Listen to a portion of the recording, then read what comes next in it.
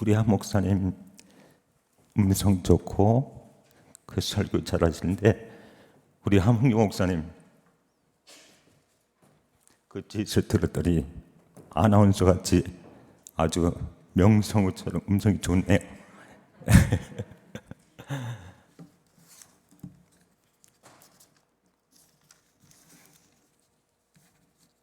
그거 한 번 더 하죠. 할렐루야.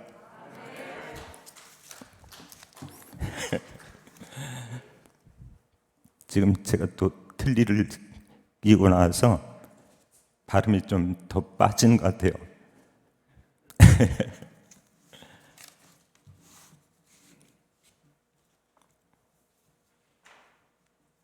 그 한국 사람들의 특징,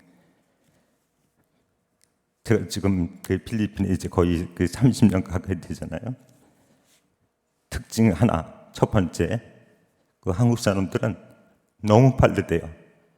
빨리. 전 세계에서 엘리베이터 타고 그 빨리 타는 거 있잖아요. 그 클로스 하는 거. 제일 많이 사용하는 민족이 대한민국이 1등이래요. 그리고 지내면서 혹시 이런 물건이 있으면 좋겠다 생각하는데, 그 물건 만드는 민족이 대한민국이에요. 그리고 또 인터넷 인증할 때 비밀번호 설정하면은 저도요, 제일 먼저 생각나는 게 빨리빨리예요. 빨리. 정말 급한 민족이에요. 그리고 두 번째, 그 현지에서 그 특징을 물어봤더니 한국 사람들은 거의 전부 다, 저도 포함해서 항상 화가 난 것 같대요. 근데 그렇지 않잖아요. 그 속은 따뜻한데 항상 빠르고, 그리고 정이 없는 것 같고. 근데 엄청나잖아요.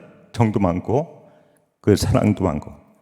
근데 그 필리핀 사람들, 제가 이제 오랫동안 거하고 있는 그 필리핀 사람들의 문화 특징이, 첫 번째로 우땅 날롭이라 해요. 우땅 날롭. 이것이 뭐냐면은 감사의 마음이에요. 아까 우리 한 목사님이 기도하면서 감사에 대해서 그 표현했잖아요. 이게 감사라는 거예요. 그래서 그 필리핀 사람들이 첫 번째로 감사를 모르면은 짐승이래요. 짐승하고 똑같아요. 그래서 그 드라마에서 저하고 집사람이 그 현지 드라마를 보잖아요. 그러면은 이 대화가 참 많이 나와요. 그 자녀가 또 사람이 감사를 하지 못하고 그 사고 치면 이렇게 얘기가, 하엽가 너 짐승이다 얘기해요. 이 아침에 한번 해볼까요? 하엽. 이 하엽이에요. 하엽. 짐승이. 근데 이 필리핀 사람들도 이 첫 번째로 이게 굉장히 강해요. 은혜를 갚아야 된다. 감사를 해야 된다. 그리고 두 번째 특징이 영어로 호스피탈리티 해가지고요. 이거 한국말로 하면 환대예요, 환대. 제가 한국 와서, 저도 뭐 오랫동안 외국에 살았잖아요.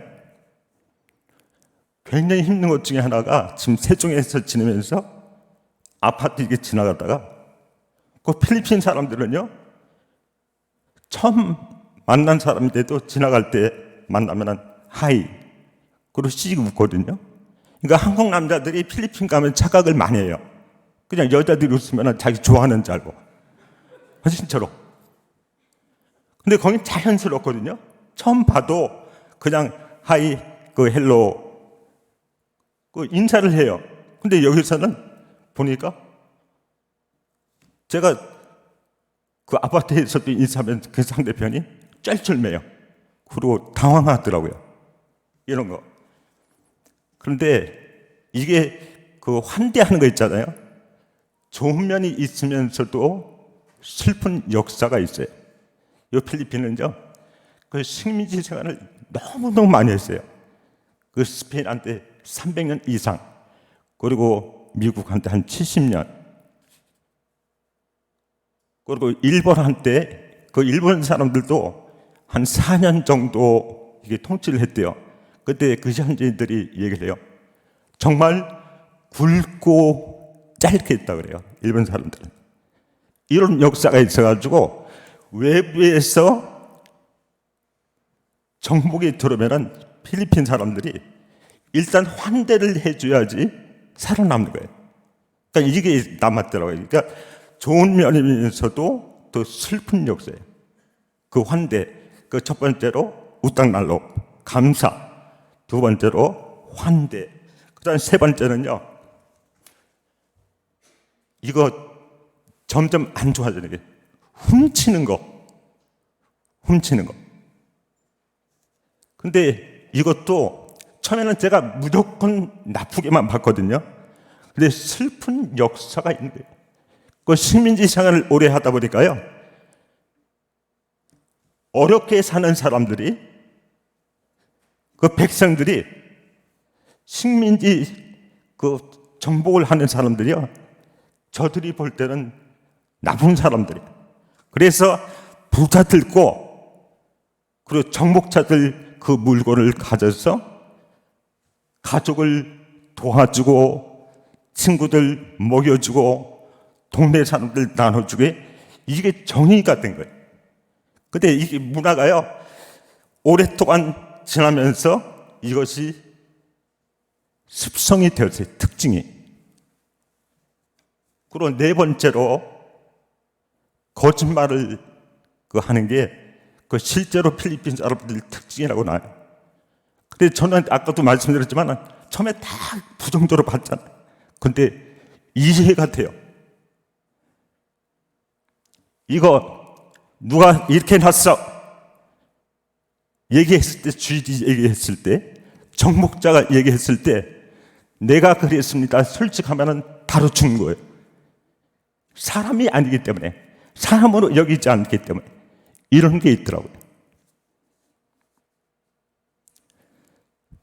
저희가 말포리라고 하는 그 지역에서 살고 있을 때 하루는 한 새벽 2시인가요? 누가 창문을 두들기는데 굉장히 다급하게 막 두들겨요. 그래서 이제 제가 자다가 눈을 뜨고 봤더니 바로 옆에 사는 카나다 독신 여자 선교사님이 아주 막 다급한 말로 미스터 초이, 지금 강도가 들었대요. 강도가. 그래서 도와달라고 하는 거예요. 근데 하필 왜 저를 찾아왔는지 모르겠어요. 여러분 아시다시피 필리핀 강도들 총 있잖아요. 그래서 그 얘기 듣고 그 사명감에 저도 이제 방어할 수 있는, 혹시 또 그 상황에 따라서 공격할 수 있는 물건을 찾았더니 그 하나가 보였어요. 목검 하나, 긴 목검 하나가 어떤 그 침례교회 선교사가 그 태권도 또 무도 그 특별 선교를 하다가 철수하면서 그거를 저한테 주고 가거든요. 그 침대 밑에 넣어놨어요. 그래서 침대 밑에 있던 거 꺼내가지고 그것을 들고 나오는데 막 그 소리가 나니까 그 옆집에 무슬림 이슬람 친구가 하나 있었거든요. 공무원 친구. 그 친구 물어봐요. 그래서 강도가 들었다니까 잠깐 기다리래. 그랬더니 집에서 뭘 가져왔는데 총을 가져왔더라고요. 권총을. 그래가지고 이제 그 친구하고 둘이서 이제 갔어요. 갔는데 일부러 참 큰 소리로 도망치라고, 그 강도 도망치라고 막 경고를 하면서 갔어요. 그래서 이제 먼 데서부터 다 살피고 마지막에요. 한 군데 거기 있을 것 같은 거기를 갔거든요. 가가지고 그 친구가 거기서요. 조금 아깝하지만 해도 그냥 막 말로 큰 소리로 그 떠들던 그 무슬림 친구가 권총 거기 탄화를 장전하더라고요. 그리고 실제로 이게 들었어요. 그리고 그 손을 이 방아쇠에다 꽂더라고요. 그래서 저는 목검을 가지고 뒤로 이렇게 하고요. 이제 문을 여는 순간에요, 제가 그 무슬림 친구 알거든요. 그 사격 연습을 자주 하러 가요. 국가 공무원, 그 아주 고위직 공무원이거든요.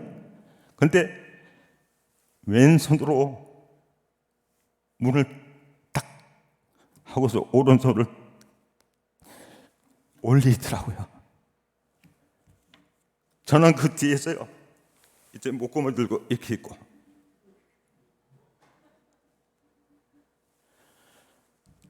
근데 그때 봤어요. 이 무슨 그 친구가 좀 아까까지만 해도 막 소리로 어딨냐, 빨리 가라고 하던 그 친구가 갑자기 곤충 느꼈는데 손이 이렇게 돼요.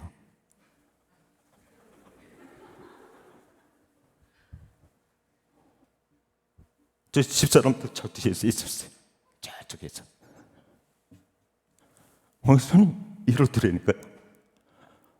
와, 잠깐 동안인데 저요, 미칠 지경이더라고요. 와, 그래서 문을 탁 열었거든요. 열었는데 지붕을 뚫고 도망쳤어요. 근데 그 친구는 제가 뒤에서 봤잖아요. 이렇게 하는 거예요. 근데 이게 아니고 이러더라고요. 이거 실제로 있으면은 사격해도 안 맞겠더라고요.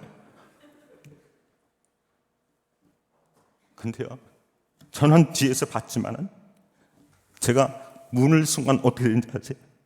누가 미는 것도 아니에요. 성령의 역사로 뭐 그렇게 된 것도 아닌 것 같아요. 제가요, 본능적으로 개구리가 튀듯이 뒤로 팍 튀더라고요. 무서워가지고. 그 왜 그런지 아세요? 죽음의 두려움 때문에 그래요. 한양교회에서 대신방 하는데 어느 날 한 12가정, 13가정 신방하고 집에 돌아오거든요. 그래서 양치질을 딱 하는데 피가 뚝 나오는 거예요. 이게 침을 뱉었더니 별 생각이 다 들고 가슴이 막 아파요. 막 폐 쪽이 아프더라고요. 그리고 백 감독님 감독 출마한다고 그 설교책을 좀 만들어 달라 그래가지고 제가 설교집을 3권인가 4권인가 밤새면서 해드렸거든요. 그게 생각나요. 과로다. 부하가 걸려. 야, 이거 너무 무리했구나. 진짜 아프고 막 식은땀이 나고요. 다리가 들들 떨리고 안타까움으로 이렇게 봤어요. 근데 봤더니 무슨 결이 있더라고요. 결이. 그래서 자세히 봤더니 신만 갖다 먹었던 수박이에요. 수박이 나왔어요. 수박. 제가 이제 수박 좋아한다고 교인들이 예배 끝나면 수박 대접을 많이 했거든요. 수박이 들으니까요. 근데 그 수박을 확인하는 즉시 통증이 없어져요. 식은땀도 없어져요. 컨디션이 정상으로 돌아오더라니까요. 이게 죽음이더라고요. 그래서 저는 이렇게 표현해요. 작은 죽음이다. 오늘 말씀 한번 보세요.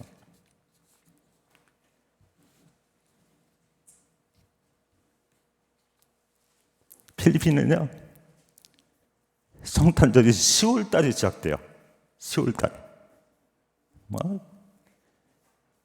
그리고 한 1월달까지 계속 지속되는 것 같아요. 성탄절이. 이게 성탄절이 의미가 뭔가요? 요한복음 1장 1절 말씀 보니까 태초에 말씀이 계시니라. 한번 기억하세요? 태초에 말씀이 계시니라. 이 말씀이 하나님과 함께 계실 때 말씀이 계시는데 하나님과 함께 계셨대. 그러면서 계속 표현해요. 이 말씀은 곧 하나님이시라. 말씀 하나님. 근데요, 요한복음 1장 14절 말씀 보니까 말씀이 육신이 되셨대요. 말씀이. 그 하나님이 육신이 되셨대요. 그 현재어로 그 따갈로로 까따완이에요. 까따완이 됐대요. 말씀이 육신이 되어 하나님께서 우리 같은 인간의 모습으로, 그러면서 이제 성경 말씀 보니까 우리 가운데 거하심에 우리가 그의 영광을 보니 아버지의 독생자의 영광이요 은혜와 진리가 충만하더라. 아멘. 바로 하나님께서 말씀되신 그분께서 우리 같은 육체 갓다원을 입으시고 이 땅에 오셨대요. 이게 성육신이거든요. 근데 오늘 말씀 보니까 2장 14절에 이렇게 나와요. 또 죽기를 무서워함으로. 이 병원에서 메디컬 체크를 했어요. 건강진단. 그랬더니 뭐가 나왔어요. 왜 두려워요? 죽을까봐 그래요. 왜 사고 나는 거 두려워해요?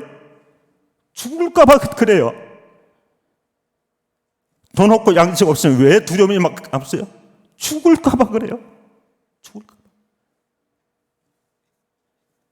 근데 14절 말씀 보니까 이렇게 나옵니다. 또 죽기를 무서워함으로 한평생 매여 종로를 타는 모든 자들은, 한평생이래. 한평생.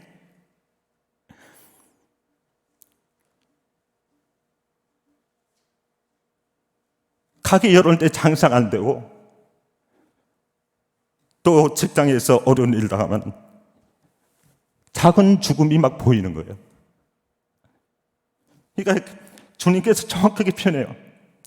한평생 매여 종로를 타는 모든 자들을 놓아두려 하심이니. 예수님 안에서 하나님을 믿는 우리에게 자유함을 주시니.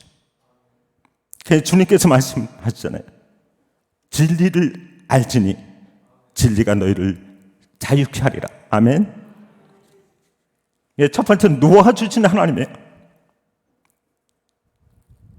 놓아주신 하나님. 두 번째로 오늘 17절 말씀이야. 능히 도우시는 주님. 그러므로 그가 범사의 형제들과 같이 되심이 마땅하도다. 그러면서 그 18절 계속 나요. 그가 시험을 받아 고난을 당하셨은즉.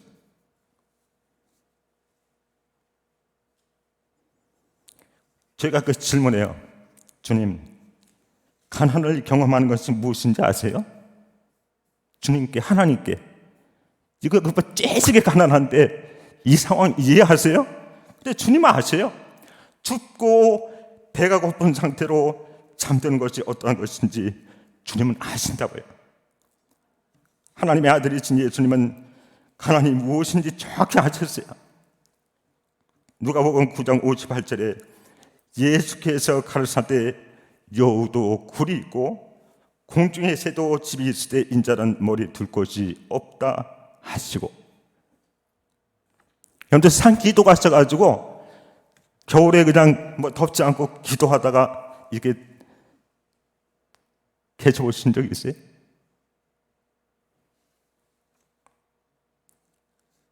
머리 둘 곳이 없다고 말씀하시는 주님.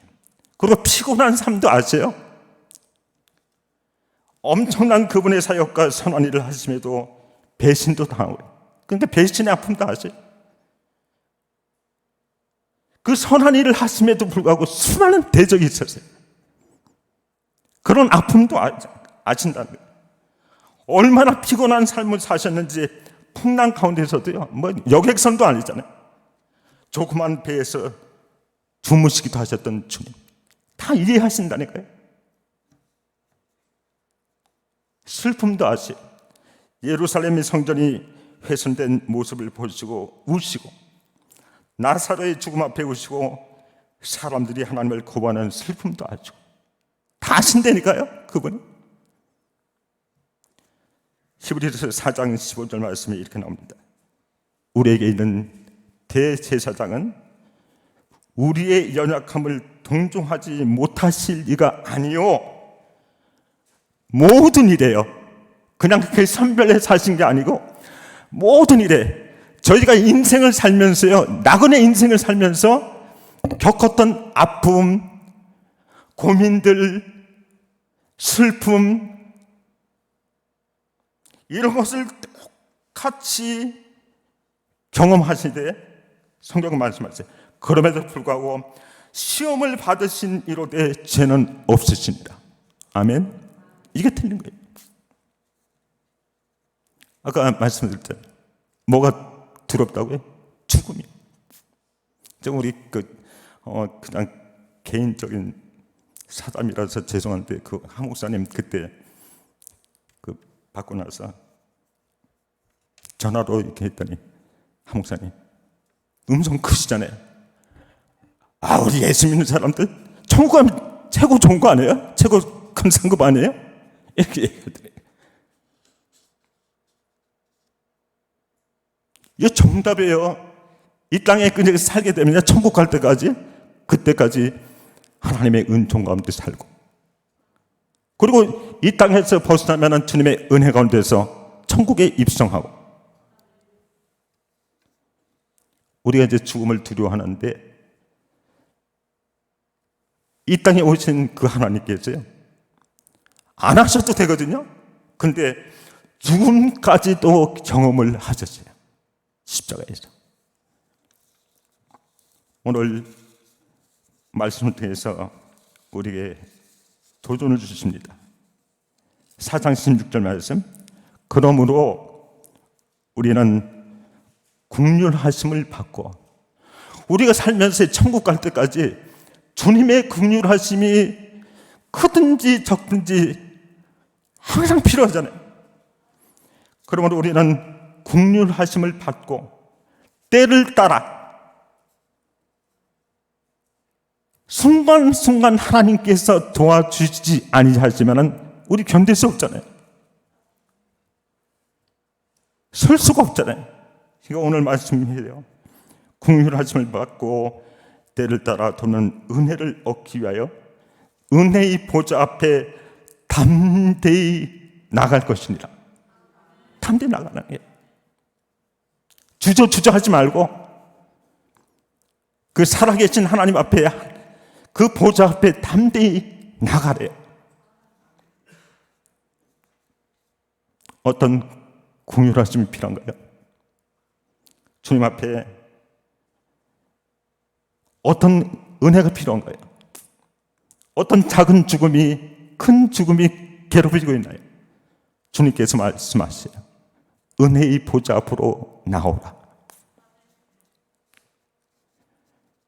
우리가 이게 살아있는 동안에 때를 따라서 도와주시는 주님의 은혜를 얻기 위해서, 긍휼하심을 얻기 위해서 은혜의 보좌로 나아라.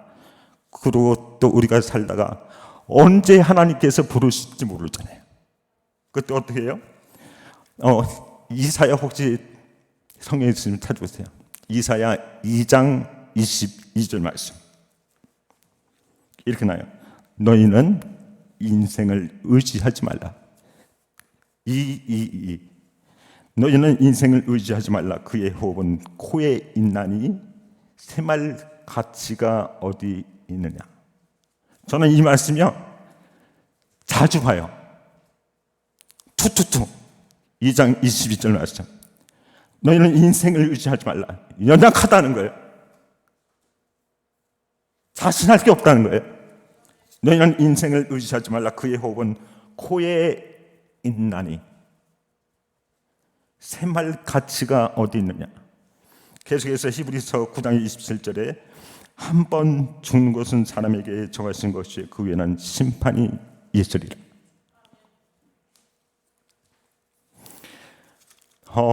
제가 지난번에 그 사순절 기간에 이 말씀, 이제 예수님의 7원 있잖아요. 그 십자가 위에서 말씀하신 거. 제가 이게 마지막 말씀 이제 제 순서를 맡았는데, 예수님께서 그 십자가에서 돌아가시면서 마지막 순간에 이런 기도예요. 아버지, 내 영혼을 아버지의 손에 부탁하나이다.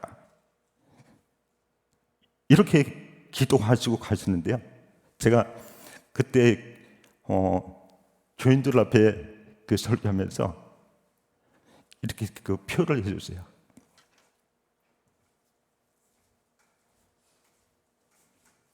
살면서 이제 하나님께서 부르실 때요, 예수님이 그 십자가에서 돌아가실 때, 십자가에서 그때 그 상황이 다르게 하나님이 불러주셨잖아요.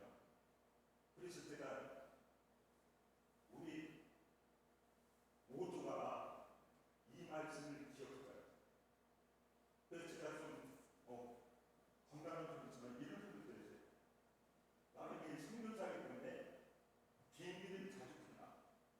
그래서 어쩔 때는 어쩌면 또 하나님이 내가 비행기를 탔을 때 불러가실지도 모르고, 또 어떨 때는 몸이 아파가지고 그냥 침상에 있을 때 불러가실 수도 있고, 어떤 그 상황 모르잖아요. 그래서 제가 그때 교인들한테 시범을 보여줬어요.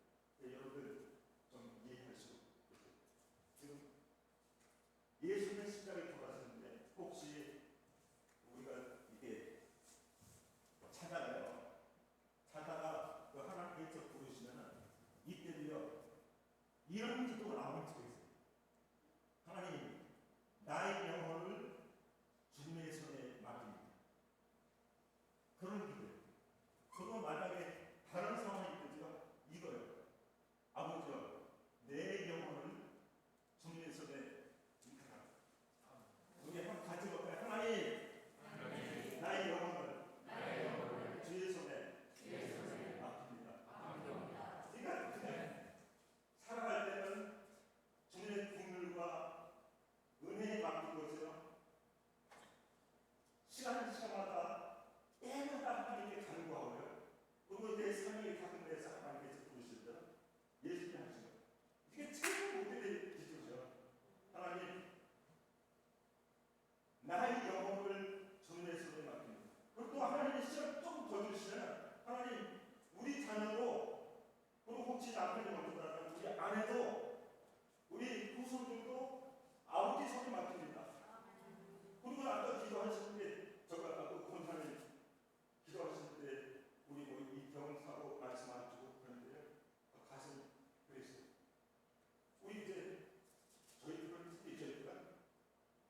사고 아픈 날보다 갈 날이 더 가깝잖아요. 그 후손이 더 많이 되잖아요. 하나님, 우리 후손들을 주님의 손에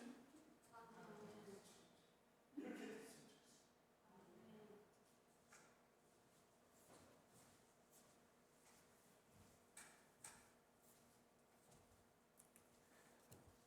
기도하겠습니다.